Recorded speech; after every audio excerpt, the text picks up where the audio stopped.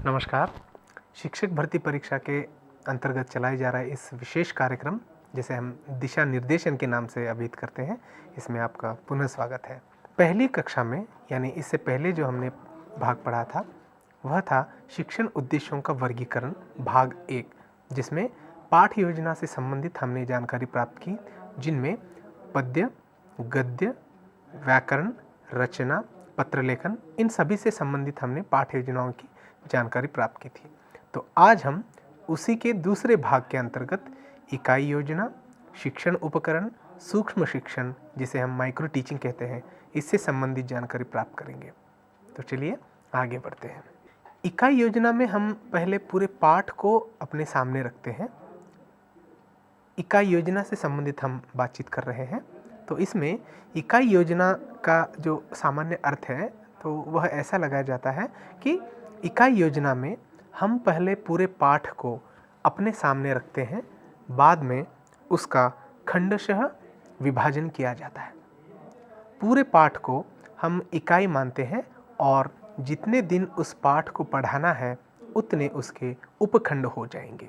यानी सबसे पहले हम जिस पाठ को भी पढ़ाना होता है उस पाठ को हम सामने रखकर उसके खंड बनाते हैं, उसको अलग अलग विभागों में विभाजित करते हैं और पूरे पाठ को हम इकाई मानकर उसके जितने भी खंड किए जाते हैं उन सभी को हम उपखंड कहेंगे।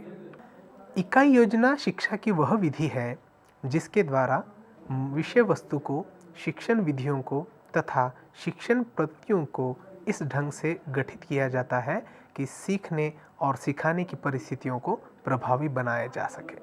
तो इसमें इकाई योजना की जो मुख्य बातें बताई गई हैं वे हैं जो पढ़ा रहे हैं उसकी जो विषय वस्तु है, शिक्षण विधियों को, विषय वस्तु को, साथ साथ शिक्षण प्रयुक्तियों को, शिक्षण पढ़ाते समय, पाठ पठन करते समय या फिर पाठन कराते समय कौन कौन प्रयुक्तियों को हम शिक्षण प्रयुक्तियों को इस्तेमाल कर रहे हैं, उन सभी से संबंधित एक निश्चित ढांचा वहाँ पर तैयार किया जाता है। उसी के अनुसार यहाँ पर पाठ योजना, इकाई योजना बनाई जाती है, जिसमें सिखाने की परिस्थितियों को और भी प्रभावी ढंग से हम छात्रों को सामने प्रेषित कर सकते हैं। क्योंकि केवल अब हम एक पाठ पढ़ाना है बच्चों के सामने जाकर, चलो आज हम धरती की आंखें यह पाठ पढ़ेंगे, ऐसे न करके पहले तो शिक्षक को चाहिए कि उस पाठ को कैसे पढ़ाया जाना चाहिए, उस पाठ में कौन कौन सी ऐसी बातें बताई गई हैं जिनमें छात्रों को किस प्रकार से बताई जानी चाहिए, इसका वो पहले अध्ययन करें। फिर कई पाठ ऐसे होते हैं जो बहुत बड़े होते हैं, उन्हें एक कक्षा में यानी एक ही पीरियड में पढ़ाना असंभव सा होता है। तो ऐसे समय में पूरे पाठ को कितने खंडों में विभाजित किया जाना चाहिए, किया जा सकता है, कौन कौन सी महत्वपूर्ण बातों को छात्रों को अधिक बल देकर पढ़ानी चाहिए, इस प्रकार हम इकाई योजना बनाते हैं। इकाई यानी यूनिट, उसकी योजना बनाना, यूनिट प्लान, जिसे हम इकाई योजना के नाम से अभिहित करते हैं। तो प्रभावी ढंग से पढ़ाने के लिए यह नितांत जरूरी है। इसके बिना हम लोग किसी भी पाठ को प्रभावी रूप से हम लोग नहीं पढ़ा सकते। तो ये जो इकाई गठन है उसके कौन कौन से आधार हो सकते हैं, क्योंकि ऐसा नहीं कि एक पाठ है, जैसे हमने पद्य पाठ, गद्य पाठ, अलग अलग विधाओं के पाठ हमने देखे, पाठ योजनाएं देखे, उनमें हर्बर्ट की जो पंचपदी है उन सोपानों को लागू करने के साथ साथ उस विधा विशेष के बारे में छात्रों को समस्त जानकारी देना यह हमारा कर्तव्य है। इसलिए ये जो इकाई हम बनाते हैं उस इकाई के गठन करने के कौन कौन से आधार हो सकते हैं, होते हैं, इसकी जानकारी एक शिक्षक को होना बहुत ज़रूरी है। इसलिए उसके आधार कुछ इस प्रकार से हैं: गहन अध्ययन के पाठ, द्रुत वाचन के पाठ, विद्यार्थियों की भूलों के निराकरणार्थक यानी निराकरण करने के साथ साथ निराकरणार्थ पाठ, पाठ्य पुस्तक के पाठों से बाहर की इकाई। यानी एक इकाई को हम जब गठन करते हैं तब गहन अध्ययन बहुत ही ध्यान पूर्वक पढ़ने के कौन कौन से पाठ हैं। द्रुत वाचन, द्रुत का अर्थ है जलद, फास्ट रीडिंग जिसे हम कहते हैं, उसके अलग अलग पाठ होते हैं। विद्यार्थियों की भूलों के निराकरणार्थ, तो जो निवारण करना है, निराकरण करना है बच्चों के जो भूलें हैं जो मिस्टेक्स हैं उसे फाइंड आउट करके जो हमें बतानी है, वैसे पाठ भी अलग अलग होते हैं। पाठ्य पुस्तक के पाठों से बाहर की इकाई, ये नॉन डिटेल्ड स्टडीज़ के बारे में आती है। मतलब हम इन इकाई गठनों को कैसे किया जाए, उसका आधार क्या हो। बच्चों को सखोल ज्ञान जिस पाठ के माध्यम से देने हैं उसके अलग पाठ होंगे, द्रुतवाचन के पाठ अलग होंगे। इन अलग अलग पाठों के माध्यम से जो है हम उसको ले सकते हैं। तो इस दूसरे भाग में शिक्षण उपकरणों का भी बहुत महत्व रखता है, क्योंकि देखिए मैं एक बार आपको बात बताना चाहता हूँ। गहन अध्ययन के जो पाठ हैं, उन गहन अध्ययन को पाठ पढ़ाते समय हमें यह बात ध्यान रखना है कि जो महत्वपूर्ण मुद्दे उस पाठ के अंतर्गत बताए जाने वाले हैं, उन बातों को छात्रों को प्रत्यक्षतः जो है हम अभिनय के द्वारा भी पढ़ा सकते हैं, या फिर किसी निबंध रचना के प्रतियोगिता के माध्यम से भी हम उसको पढ़ा सकते हैं। क्योंकि जैसे निबंध प्रतियोगिता होती है, उसमें बालक के जो विषय के प्रति दिए जाने वाले या फिर एक विषय के प्रति जो विचार होते हैं, उन विचारों को वह कागज़ रूप में अभिव्यक्त करता है। इसलिए जब गहन अध्ययन से संबंधित पाठ होंगे, उसमें जो अच्छे पढ़ने वाले बालक हैं या फिर जो थोड़े से कम प्रतिभाशाली जो बालक होते हैं, उन सभी को मिलाकर इस पाठ के बारे में हम जानकारी देनी चाहिए। द्रुतवाचन के पाठ, कक्ष में जब हम पाठ पढ़ाते हैं तब जलद गति से पढ़ाने वाले पाठ भी होते हैं, क्योंकि पाठ्यक्रम को पूरा करने के लिए, एक शैक्षिक वर्ष में पूरा करने के लिए, और फिर बीच बीच में जो अंतराल आते हैं, उन्हें सबको संभाल कर हमें कुछ पाठ जो है द्रुत गति से पढ़ाने के लिए भी दिए जाते हैं, ताकि बच्चों को जो पढ़ाई का जो मतलब वाचन की जो पद्धति है, उस वाचन की पद्धति में वो सुधार ला सके। एक एक छात्र बहुत अच्छे से पढ़ते हैं लेकिन बहुत धीरे पढ़ते हैं। जब द्रुत गति से पढ़ने के लिए उनको कहते हैं तो वो शब्दों को गलत पढ़ लेते हैं। इसलिए ऐसी गलतियों को हम रेक्टिफाई करके, उनका निरीक्षण कर कर छात्रों को उन्हें निवारण करने की सूचनाएं देनी चाहिए। और विद्यार्थियों की जो भूलें हैं, वो सतत भूल और सीख, जो साइकोलॉजी में सिद्धांत होता है, क्योंकि हम भूल के द्वारा भी कुछ सीखते हैं। ऐसा नहीं कि भूलना बुरी आदत है, लेकिन अधिक मात्रा में भूलना बुरी आदत है। इसलिए जो भूल के द्वारा हम सीखते हैं, या फिर छात्र जो हमेशा जो गलतियां करते हैं, उन गलतियों को दोबारा न करा देने के लिए हम जो है उनको इस तरह के पाठ जो है पढ़ाने हैं। फिर नॉन डिटेल की क्या बात है, यहाँ पर जो चौथा बिंदु है, पाठ्य पुस्तक के पाठों से बाहर की इकाई। मतलब छात्रों को जो निर्धारित पाठ्यक्रम में दी जाने वाले पाठ हैं, उनके अलावा छात्र थोड़ा सा अपने पढ़ाई को केवल अभ्यासनार्थ न होकर केवल मनोरंजनार्थ भी पढ़ें, मनोरंजन के लिए ही पढ़ें करके कुछ पाठ आजकल दिए जाने लगे हैं। जो नया पाठ्यक्रम है बनाया गया है, उसमें यह सुविधा है। मतलब हर एक इकाई में एक एक पाठ ऐसा है जिससे कोई प्रश्न पूछे नहीं जाएंगे वार्षिक परीक्षा में या फिर निर्माणात्मक आकलन में, लेकिन वे जो है छात्रों को रीडिंग फॉर प्लेजर, मतलब केवल आनंद लेने के लिए पढ़ना है फिर आनंद लेना है, ऐसे भी पाठ की जो है आवश्यकता होती है। तो इन इकाई गठनों के आधार पर जो है हम इकाई को बनाना है। उसके पश्चात शिक्षण को प्रभावी बनाने के लिए शिक्षण उपकरणों की भी ज़रूरत होती है, क्योंकि हमारा अंतिम ध्येय क्या है, छात्र का सर्वांगीण विकास करना, साथ साथ उसके ज्ञान को स्थायी रूप से वहाँ पर निर्दिष्ट करना। तो शिक्षण उपकरणों का इसमें क्या महत्व है, उसकी क्या महत्वपूर्ण भूमिका हो सकती है, तो चलिए देखते हैं। शिक्षण उपकरण का आधार पूर्णतः मनोवैज्ञानिक है।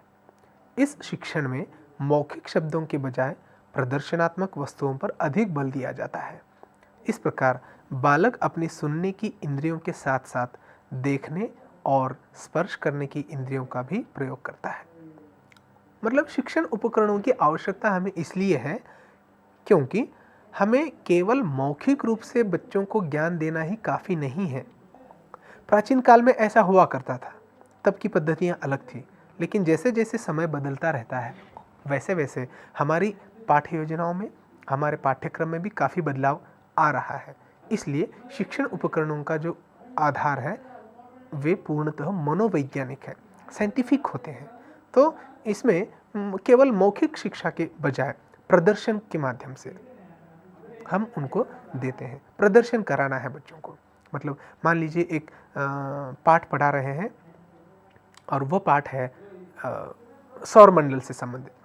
अब हम सौर मंडल से संबंधित चाहे कितनी भी उनको जानकारी दें क्यों न दें, लेकिन जब तक उसका प्रारूप हम बच्चों को नहीं दिखाएंगे तब तक वे बातें वो ठीक से अपने मस्तिष्क में नहीं रख सकता। इसलिए एक प्रारूप हो या फिर उससे संबंधित कोई चित्रफित हो, जिसे हम वीडियो कह सकते हैं, चित्रफित के माध्यम से हो या फिर किसी अन्य स्थल पर जाकर उसे रूबरू दिखाया जाए, तो ऐसे करने से जो है उस पाठ का जो अध्ययन है वह पूर्ण रूप से सफल बन पाएगा। इसलिए प्रदर्शनात्मक वस्तुओं पर शिक्षण उपकरणों का महत्व दिया जाता है। इस प्रकार इससे होगा क्या कि बालक जो है, जो हम बातें बता रहे हैं उससे संबंधित जो सुनने की आदत है, जो बताने वाली बातों को जो सुन रहा है, तो सुनने की इंद्रियों के साथ साथ जो प्रदर्शन हम दिखा रहे हैं, देखने और संभव हो तो उसे छू कर स्पर्श करने की इंद्रियों का भी उसमें विकास होता है और उसमें प्रयोग होता है। मतलब शिक्षण उपकरण किस पर आधारित है, यह एक प्रश्न बन सकता है। जो शिक्षण उपकरण जो है पूर्णतः मनोवैज्ञानिक पर आधारित होते हैं।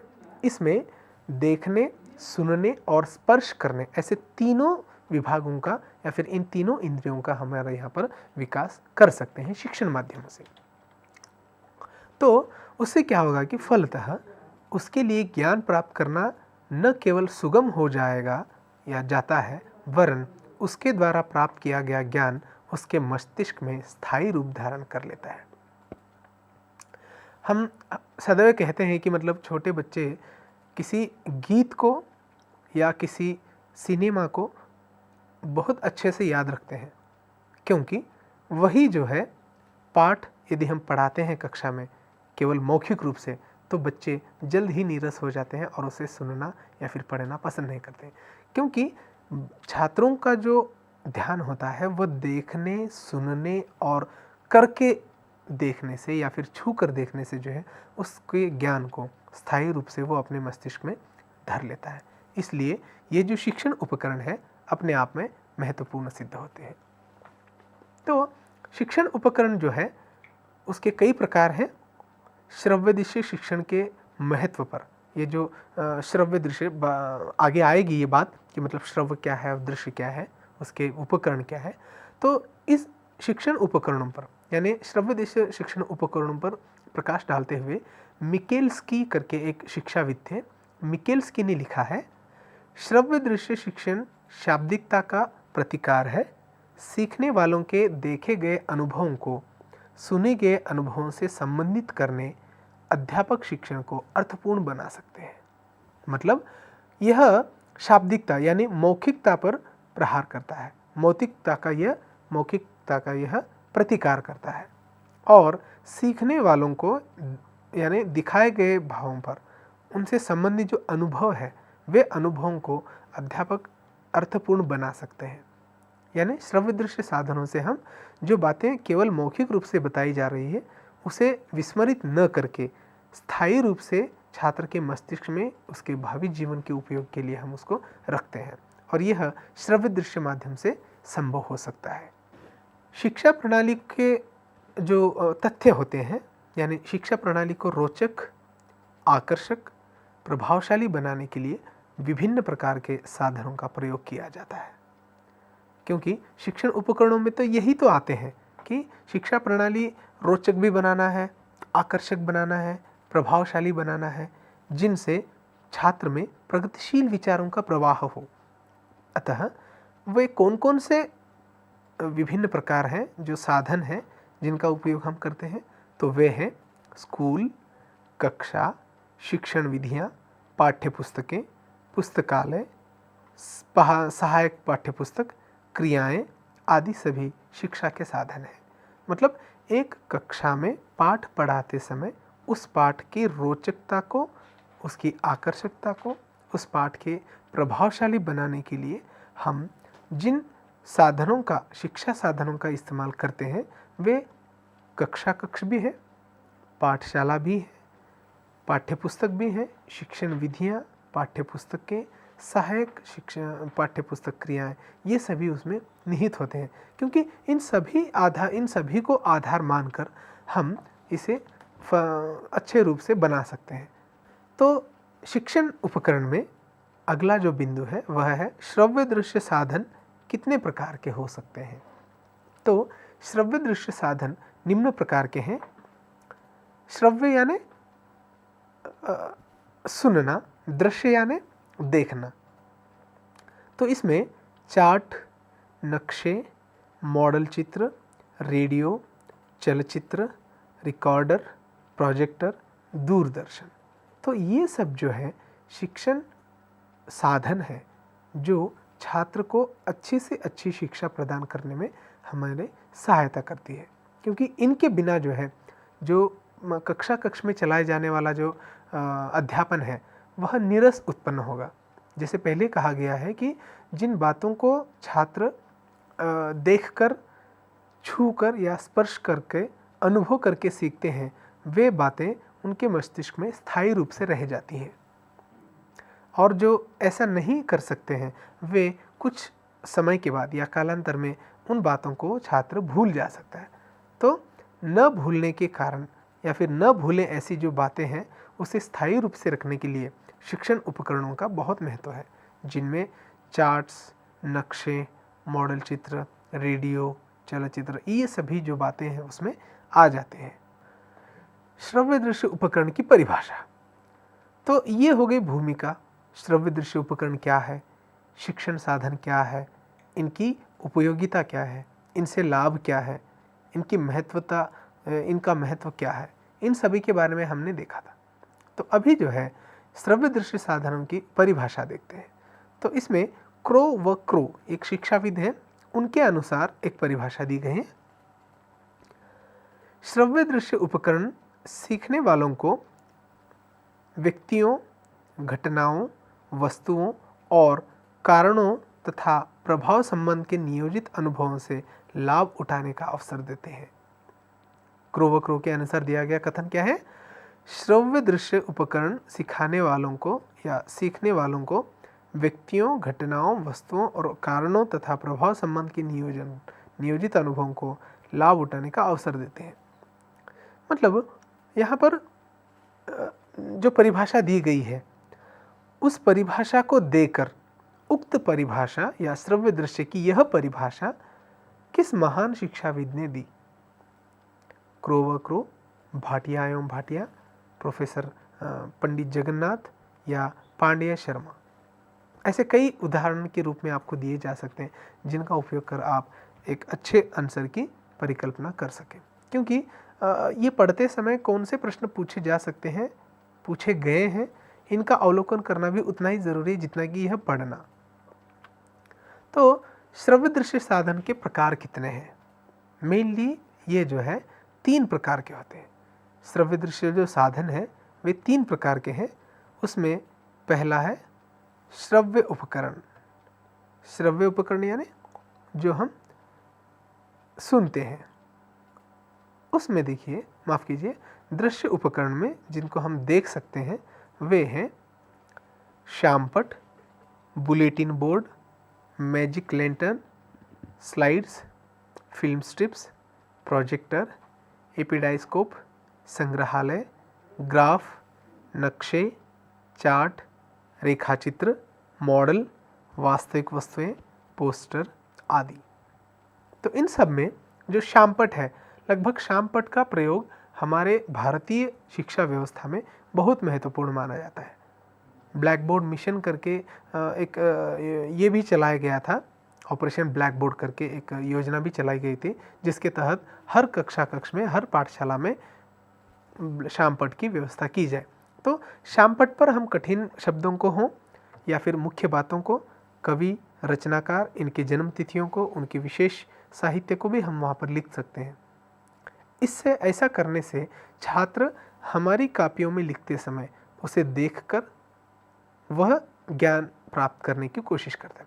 साथ साथ बुलेटिन बोर्ड यानी जो समाचार नए नए आते हैं, चाहे वो समाज से संबंधित हो, हमारी पाठशालाओं से संबंधित हो, तो उन सभी को बुलेटिन बोर्ड में लगा दिया जाता है।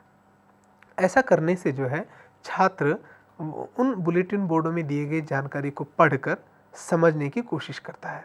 उसके पश्चात मैजिक लैंटर्न्स, स्लाइड्स के माध्यम से भी हम ऐसे कई बातों को छात्रों तक पहुंचा सकते हैं जो कक्ष में हम किसी कारणवश नहीं बता पाए थे।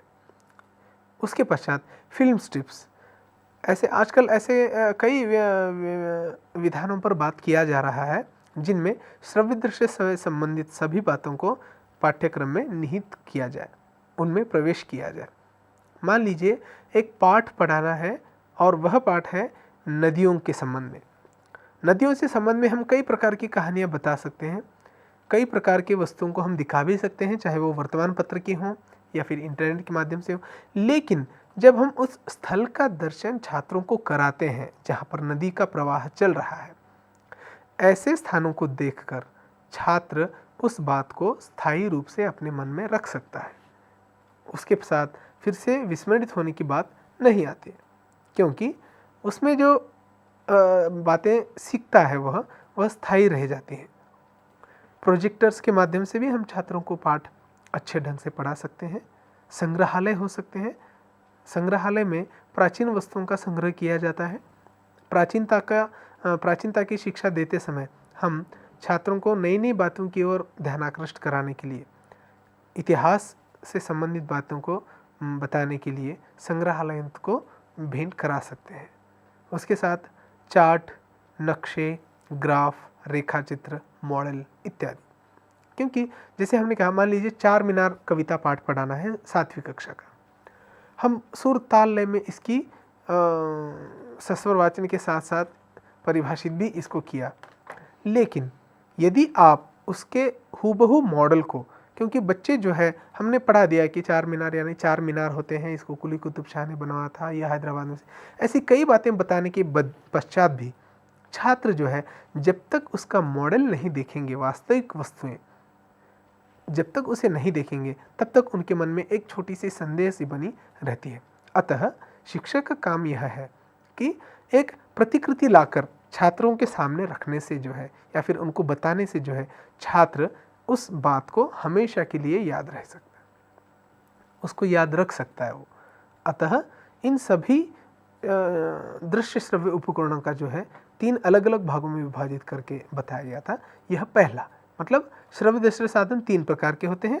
उसमें दृश्य उपकरण जो हम आंखों से देख सकते हैं। दूसरा जो उपकरण है वह है श्रव्य उपकरण।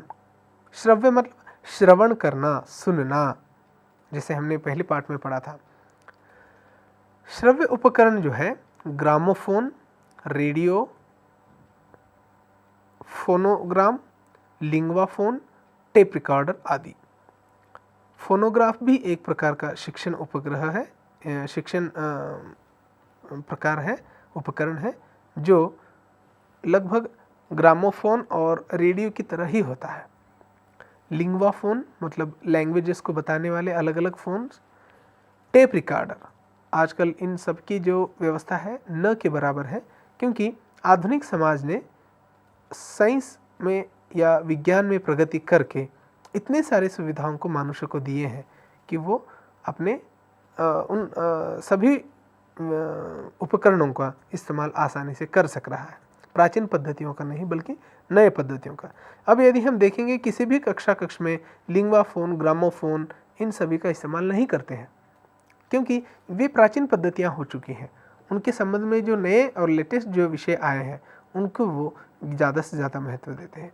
और इसमें श्रव्य दृश्य उपकरण के 3 प्रकार में तीसरा है श्रव्य दृश्य उपकरण। देखिए, श्रव्य उपकरण अलग है जिनका केवल हम आवाज़ सुन सकते हैं, दृश्य उपकरण अलग है जिनको केवल हम सुन सकते हैं, और तीसरी जो बात यहाँ पर बताई जा रही है श्रव्य दृश्य उपकरण यानी चलचित्र, टेलीविज़न आदि, मतलब जिन्हें हम देख भी सकते हैं, सुन भी सकते हैं। ऐसे बातों को जो है, ऐसे संबंधों को श्रव्य दृश्य उपकरण करके हम लोग परिभाषित करते हैं। उसके पश्चात है सूक्ष्म शिक्षण, माइक्रो टीचिंग करके हम इसको संबोधित करते हैं। शिक्षक जब विद्यार्थियों को निर्देशित करते हैं तो वे विभिन्न तरीकों का प्रयोग करते हैं। माने जब विद्यार्थी को दिशा निर्देश हम दे रहे होते हैं तो कई प्रकार के तरीकों का हम लोग उपयोग करते हैं, प्रयोग करते हैं। कभी कभी शिक्षक विद्यार्थियों को भाषण देते हैं और कभी कभी वे अपने विद्यार्थियों को किसी लक्ष्य को पाने के लिए प्रोत्साहित करते हैं। मतलब कभी कभी, क्योंकि ये अनेक जो प्रयोग है, जो अनेक अनेक भी जो विभिन्न प्रयोग हैं, वे कुछ ऐसे ही हैं। कभी भाषण पद्धति का हम अवलंबन करते हैं, तो कभी छात्रों को अपने लक्ष्य की ओर बढ़ने की प्रेरणा भी हम लोग देते हैं। तो ऐसे कई अनगिनत जो शिक्षण के जो प्रकार हैं माइक्रो टीचिंग के अंतर्गत, वे इसमें आ जाते हैं, जो विद्यार्थियों को अपने लक्ष्य की ओर बढ़ने के लिए या फिर अपने लक्ष्य को प्राप्त करने के लिए कारगर सिद्ध होता है। सूक्ष्म शिक्षण को नियंत्रित अभ्यास की व्यवस्था के रूप में परिभाषित किया जाता है, जिससे किसी निश्चित शिक्षण व्यवहार पर ध्यान केंद्रित करने के साथ साथ नियंत्रित परिस्थितियों में शिक्षण का अभ्यास कराना संभव होता है। मतलब कम से कम अवधि में, बहुत कम अवधि में हम अधिक से अधिक कैसे पढ़ा सकते हैं, छात्रों का कैसा अभ्यास संभव करा सकते हैं, इस पर वे चर्चा करते हैं। टीचर शिक्षा के क्षेत्र में सूक्ष्म शिक्षण का एक नया आविष्कार है। यह एक अवसर प्रदान करता है जिससे एक समय पर ही कौशल को चुना जा सकता है और एक नियोजित तरीके से भी हम जो है उसको अभ्यास करा सकते हैं। सूक्ष्म शिक्षण एक सुनियोजित शिक्षण है। सुनियोजित शिक्षण किसे कहते हैं? यह एक प्रयोग, यह एक प्रश्न हम लोग बना सकते हैं।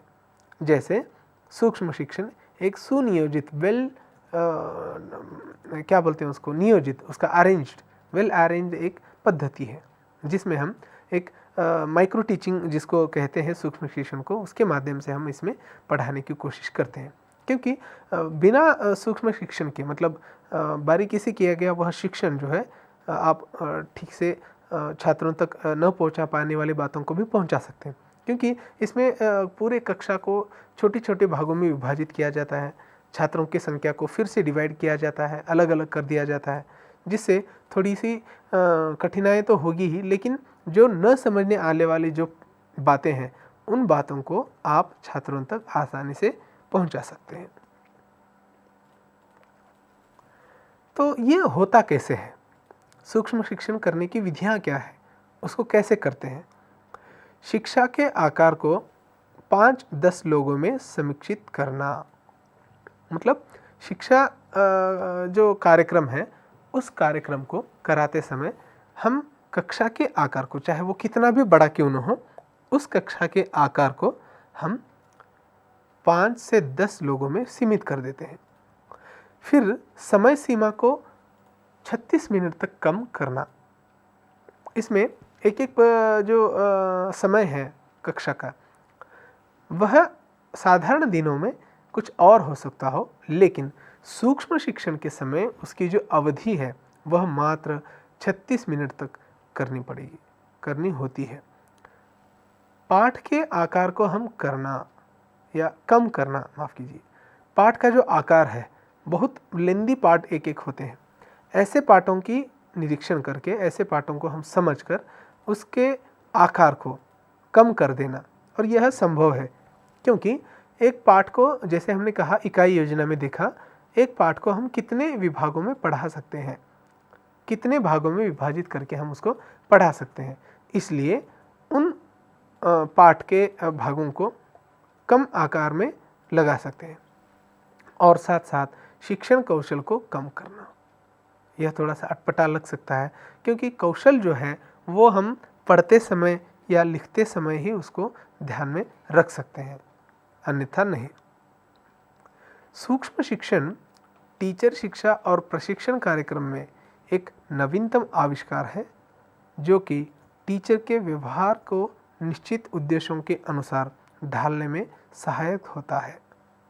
यानी जो सूक्ष्म शिक्षण टीचर शिक्षा में प्रशिक्षण कार्यक्रम में एक नवीनतम आविष्कार, जो टीचर के लिए व्यवहार को निश्चित करने के उद्देश्यों के अनुसार ढालने में सहायक होता है। ऐसे सूक्ष्म शिक्षण का हमारे जीवन में बहुत महत्व होता है। क्योंकि जो द्रुत पाठ के लिए भी किया जाता है वो भी अलग है, या सूक्ष्म शिक्षण के किए उसके लिए किया जाने वाला भी बात अलग है। तो इसके उद्देश्य क्या हो सकते हैं, क्या उद्देश्य है भी या नहीं? एक अध्यापक प्रशिक्षु को सीखने और नए शिक्षण कौशल को नियंत्रित परिस्थितियों में आत्मसात करने योग्य बनाना इसका मुख्य उद्देश्य है। इसका मुख्य उद्देश्य क्या है? एक अध्यापक सीखने और नए भाषण कौशलों को नियंत्रित परिस्थितियों में आत्मसात करने का प्रयास, उसके योग्य बनाना। फिर एक टीचर प्रशिक्षु को कई शिक्षण कौशल में योग्य बनाना, एक टीचर प्रशिक्षक को शिक्षण में विश्वास करने योग्य बनाना। मतलब आप एक अध्यापक हो, प्रशिक्षण करने वाले अध्यापक हो, तो शिक्षण में आप ऐसा मतलब उपयोग, शिक्षण का एक ऐसा विश्वास पैदा करना है उसके मन में कि जिसे वो हमेशा हमेशा के लिए अपने साथ बन जाए। यह महत्वपूर्ण उद्देश्य माना जाता है। इसका एक और उद्देश्य है शिक्षार्थियों में नए कौशल का विकास करना। शिक्षार्थी जो है हमारे ज्ञान की बातों को जानने के लिए, अपने ज्ञान को सभी लोगों को बांटने के लिए वो एक बड़ा नागरिक अपने उद्देश्यों को लेकर चलता है। तो विद्यार्थियों में नए कौशल का विकास करना इसलिए अच्छा होगा कि सूक्ष्म शिक्षण सामान्य ज्ञान के परिणामों और फीडबैक के मानकों को विस्तारित करता है।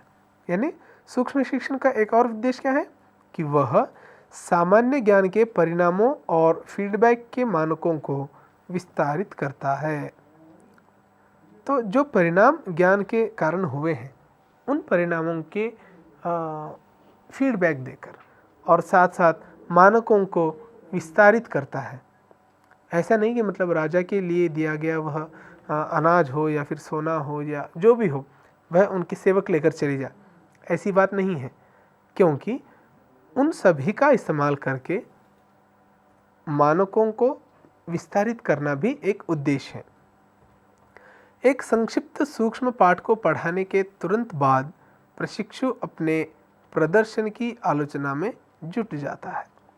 जिसे पहले किसी कारणवश हम लोगों ने नकार दिया था, उसे एक संक्षिप्त पाठ को पढ़ने के बाद या पढ़ाने के बाद अपने प्रशिक्षक को उस पढ़ाए हुए छात्र की प्रदर्शन की आलोचना में भेज देते हैं और वह जुट जाता है। उसके पश्चात इसकी समय सीमा क्या हो सकती है? क्योंकि हमने देखा कि यह जो प्रणाली है, यह प्रणाली को अवलंबन करने के लिए सबसे पहले शिक्षक को उससे संबंधित पूर्ण जानकारी होना अनिवार्य है। समय सीमा के प्रति यदि अनुभव उसको नहीं है तो एक एक पाठ जो है वह कई सारे घंटों में पढ़ा पाएगा। ऐसा न हो इसलिए समय सीमा का भी ध्यान रखना है। शिक्षण कौशल के अभ्यास के लिए उपयुक्त परिस्थितियां और पर्याप्त सुविधाएं बनाने के लिए बातें ध्यान में रखी जाती हैं। मतलब शिक्षण कौशल के अभ्यास के अनुसार यह उपलब्धि, ये जो उपयुक्त जो परिस्थितियां हैं और पर्याप्त जो सुविधाएं बनाने के लिए जो बातें बताई जाती हैं उनकी रक्षा भी या फिर उनको रखरखाव किया जाता है। सूक्ष्म शिक्षण के भारतीय नमूने के अनुसार जो कि NCERT द्वारा विकसित किया गया है वो कुछ इस प्रकार है। मतलब हमारे जो राष्ट्रीय अनुसंधान केंद्र है, शैक्षिक अनुसंधान केंद्र जिसे हम NCERT कहते हैं, उन्होंने ऐसे कई नमूने बनाए हैं जो सूक्ष्म शिक्षण के भारतीय नमूने से मेल खाते हैं और उसको एक सुदृढ़ बनाने में कारगर होते हैं। तो जो समय सीमा है वो देखिए, पढ़ाने के लिए यहाँ पर सूक्ष्म शिक्षण में 6 मिनट का योगदान दिया गया है और उसका जो फीडबैक है, मान लीजिए वो पाठ पढ़ा है, छात्र ने पढ़ने के पास कितना तक समझ में आया है, उसमें कौन कौन सी कठिनाइयाँ हैं, इन सब का जो है बालक नहीं पूछते हैं। कुछ बच्चे ही ऐसा पूछ सकते हैं, लेकिन जो लोग नहीं पूछ रहे हैं ऐसे छात्र भी हमारे ही कक्षा के छात्र हैं। इसलिए यहाँ पर पढ़ने के 6 मिनट दिए जा रहे हैं, फीडबैक के लिए 6 मिनट दिए जा रहे हैं, फिर पुनर्योजना के लिए 12 मिनट पुनर्शिक्षण के लिए 6 मिनट, पुनर्फीडबैक के लिए 6 मिनट, ऐसे कुल मिलाकर 36 मिनट का यह कार्यक्रम चलता है, जिसमें पढ़ना और नई नई बातों की नई नई विधाओं के अनुसार जानकारी प्राप्त करना, यह जो है समय सीमा की कुछ बातें हैं, जिसमें लगभग 36 मिनट का ही कक्षा दिया जाता है, जो हम सभी के लिए बहुत मायने रखता है। माइक्रो टीचिंग, सूक्ष्म शिक्षण का चक्र। तो ये जो सूक्ष्म शिक्षण है उसे कैसे लागू करना है, उसका क्रियान्वयन कैसे करना है, उसके लिए कुछ चक्र दिए गए हैं, मतलब एक चेन सिस्टम होती है उसकी। सूक्ष्म शिक्षण चक्र में शामिल 6 चरण। सूक्ष्म शिक्षण में कितने चरण होते हैं, ऐसा प्रश्न पूछा जा सकता है, या फिर सूक्ष्म शिक्षण में 6 चरण वे कौन कौन से हैं। तो जितना संभव हो सके उतने इन ऐसे चीज़ों को आप याद रखिएगा जो आपको कॉन्फ्लिक्ट कर सकते हैं, जो आपको गुमराह कर सकते हैं। तो यहाँ पर वे 6 चरण क्या है देखते हैं। योजना, पाठन, फीडबैक, पुनर्योजना, पुनश्चीकरण और उसके अंतिम है पुनर्फीडबैक। यानी 6 हो गए, पाठ योजना, पाठक, फीडबैक, पुनर्योजना या पुनर्शिक्षण या पुनर्शिक्षण और पुनर्फीडबैक। अभ्यास सत्र के उद्देश्य की ज़रूरतों के अनुसार भिन्नताएं हो सकती हैं। मतलब अभ्यास सत्र के दौरान जो कक्ष की जो बातें हैं वो अलग अलग हो जाते हैं, भिन्नताओं में भी वो एक सी बनी रहते हैं। वैसे तो भारत की यह विशेषता ही है कि मतलब भारत में अनेकता में एकता के दर्शन खोजे जाते हैं। इसलिए यहाँ पर जो कहा गया है कि अभ्यास सत्र के उद्देश्य की ज़रूरतों के अनुसार विभिन्नताएं हो, क्योंकि अभ्यास सत्र में जो उद्देश्य हम बताना चाहते हैं उनके अनुसार यदि पाठ्यक्रम या फिर पाठ योजनाएं यदि नहीं हैं तो वहाँ पर यह कार्यक्रम जो है निरस्त हो सकता है। इसलिए कक्ष में दिया जाने वाला पठन पाठन का जो कार्य है वह इन 6 चरणों के माध्यम से ही संभव हो सकता है, जो पाठ योजना, पठन, फीडबैक, पुनर्योजना, पुनर्शिक्षण और पुनः फीडबैक। मतलब देखिए, एक बार आपने पाठ पढ़ा दिया, ठीक से योजना बनाकर पढ़ा दिया, छात्रों से या फिर किसी और से पूछा कि इसमें कौन कौन सी आपको दिक्कतें हैं जो समझ में नहीं आ रही हैं, उन्हें ध्यान में रखकर अध्यापक उसका पुनः आयोजन करता है, जिसे पुनर्योजना करके यहाँ पर संबोधित किया गया है। फिर वही सिलसिला जब तक कि पुनर्योजना पॉइंट तक ना आए। यदि फिर से कोई गलतियाँ होती हो तो वहाँ पर बताया जाता, फिर उसमें सुधार लाए जाते, फिर उसको जो है रखा जाता। उसके पश्चात फीडबैक भी देना होता है कि हमने जो बातें अमल में लाई, हमने जो बदलाव किया, उस बदलाव का आप लोग कैसे उस बदलाव को आप कैसे देख रहे हो, सकारात्मक या नकारात्मक। तो यहाँ पर पुनर्योजना का अर्थ हम लगा सकते हैं पुनः जो है सभी चीज़ों को एक साथ लगाने की चेष्टा करना। पुनर्शिक्षण, जो पिछड़े छात्र हैं जो पढ़ाई के लिए हमेशा पीछे रहते हैं, उनके लिए पुनर्शिक्षण की ज़रूरत है। आज हम देश में ऐसे कई लोग देखते हैं जिनके बच्चे जो है ठीक से पाठशाला नहीं जा सकते हैं, और इसका कारण यह हो सकता है कि हम वहाँ पर छात्रों को पुनर्शिक्षण नहीं दे रहे हैं। यदि एक लड़का आपको कुछ पूछता भी है कक्ष में, लेकिन वो हमसे छोटा होने के कारण और हमसे कक्षों में या फिर पढ़ाई में भी कम उम्र का होने के कारण हम उनकी बातों को ठीक से ध्यान नहीं देते। वरन अभ्यास सत्र के उद्देश्यों की ज़रूरतों को अभ्यास करने चाहिए। हमें न केवल खान पान की बातों पर, बल्कि उसमें जो अभ्यास सत्र के दौरान जो ज़रूरी चीज़ें हैं उनमें पुनर्फीडबैक भी उतना ही आवश्यक है पुनर्शिक्षण के साथ साथ। क्योंकि जो रिमीडियल क्लासेस जो हम इस्तेमाल करते हैं, रिमीडियल क्लासेस में यह देखा जाता है कि जो छात्र कम प्रतिभाशाली होते हैं वे छात्र प्रतिभाशाली बच्चों की तुलना में थोड़े से कम पढ़ाई करते हैं। तो ऐसे छात्रों को रिमीडियल क्लासेस के माध्यम से उनको भी उन आगे जाने वाले बच्चों के साथ लाकर उनको रखना चाहिए। और साथ साथ पुनः फीडबैक लेना भी बहुत ज़रूरी है। क्या यह अमल में लाया जाने वाला पद्धति आपको उचित लग रही है, या फिर इसमें कुछ बदलाव आप करना चाहते हैं? तो ऐसे सुझाव माइक्रो टीचिंग के दौरान जो है हम बच्चों को या फिर उनके अभिभावकों को बुलाकर ला सकते हैं। उसके पश्चात देखिए,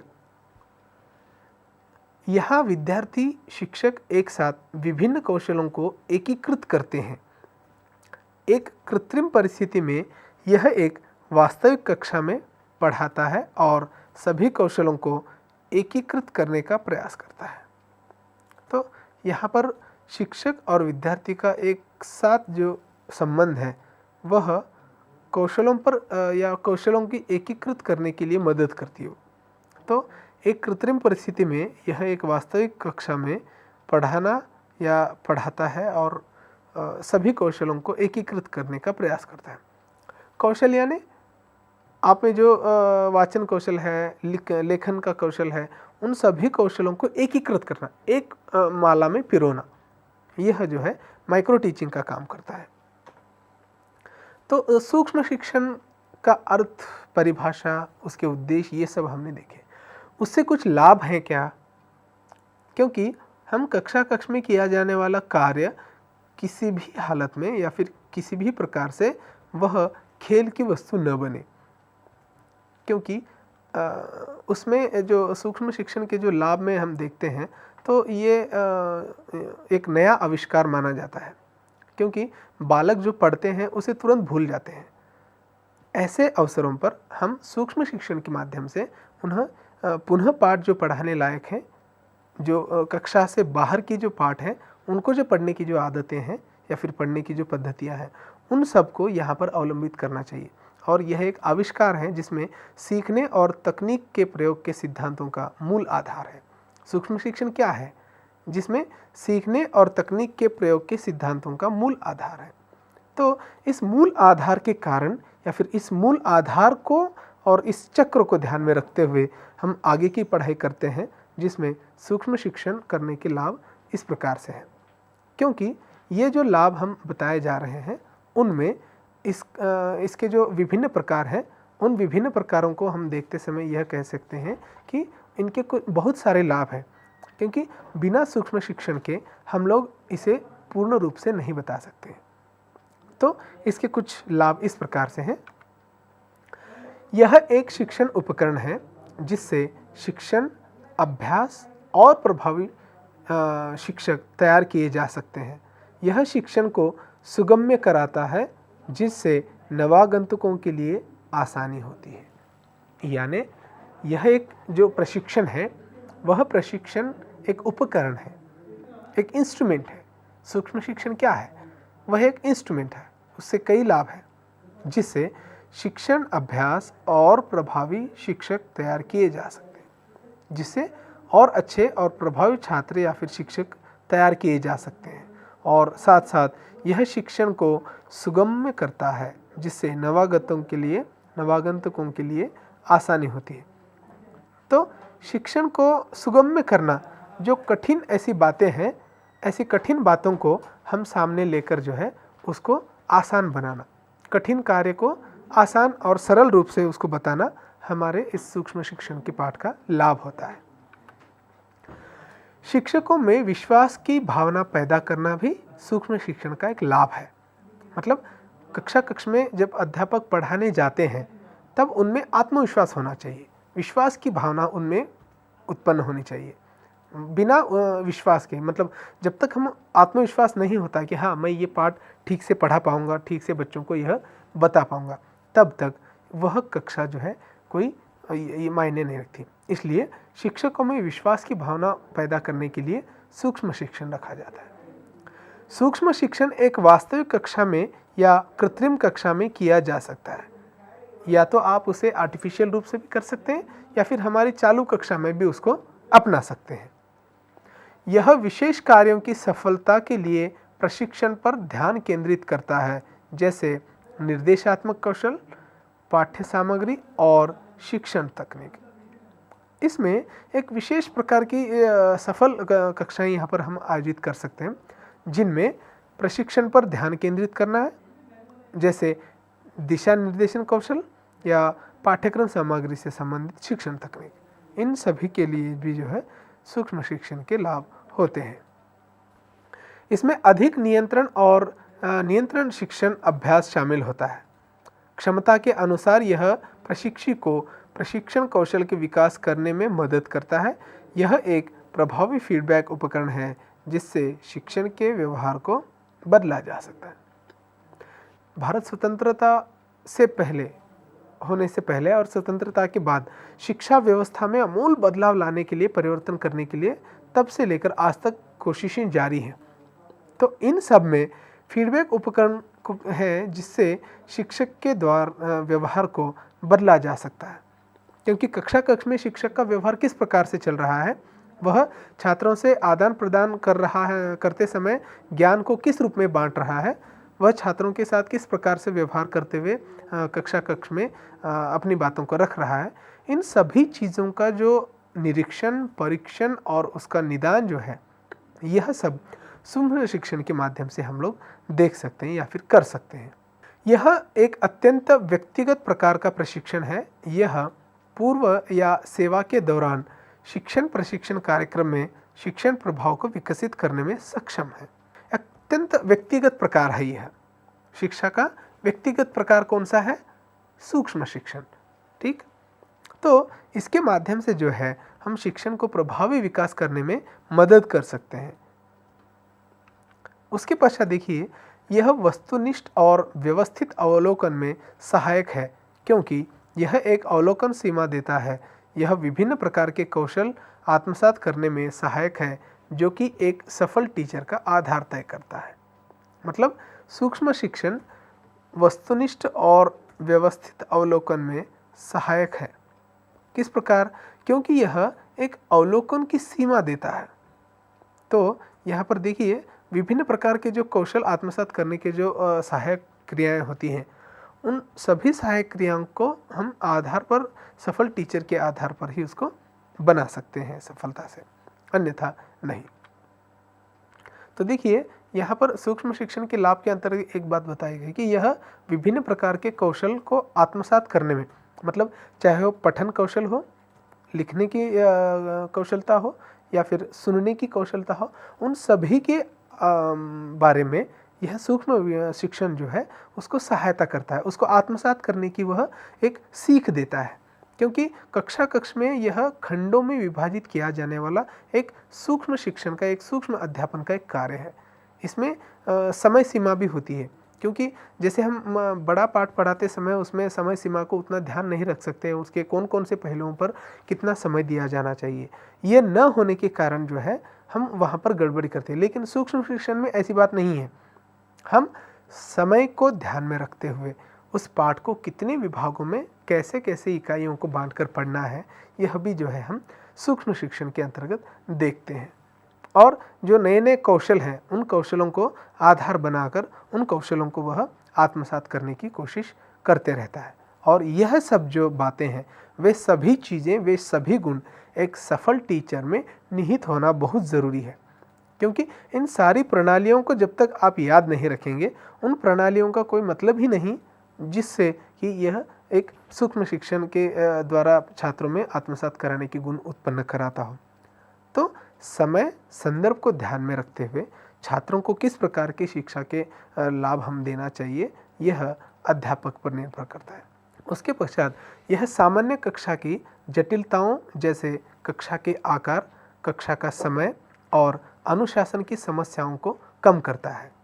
यानी ये जो समस्याएं हैं, ये समस्याओं को समझकर उसकी जटिलताओं, यानी जो प्रॉब्लम्स आते हैं कक्ष में, उन जटिलताओं को कक्षा के आकार के साथ, कक्षा का समय और अनुशासन की समस्याओं को देकर। तो यहाँ पर देखिए, प्रश्न कैसे बन सकते हैं।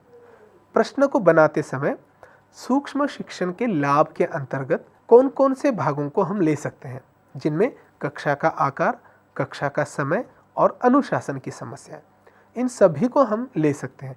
तो प्रश्न बनाते समय किसी भी कॉम्पिटिटिव एग्ज़ाम में एक बात याद रखना है, जो बातें हम बताते हैं उन बातों को प्रश्न के माध्यम से हम लोग समझने की कोशिश करना है। जैसे हमने पहले अभी बताया था, विभिन्न प्रकार के जो कौशल हैं, कौशलों को विकास करने में, चाहे वो 4 कौशल हो या फिर किसी एक कौशल को विकास करने में किन किन का योगदान होता है, उसमें एक सूक्ष्म शिक्षण का भी है।